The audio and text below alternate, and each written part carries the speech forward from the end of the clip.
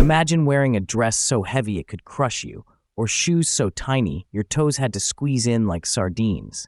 Fashion history is packed with wild quirks that seem straight out of a fantasy novel.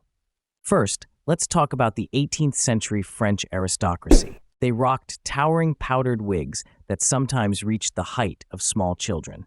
These gravity-defying hairpieces were so elaborate they had their own names, like the pouf, and could take hours to create, often decorated with tiny ships, birds, or even live insects. Now, leap to the Victorian era, where women's skirts ballooned into gigantic hoops called crinolines. These weren't just big, they were massive, sometimes as wide as a dining table.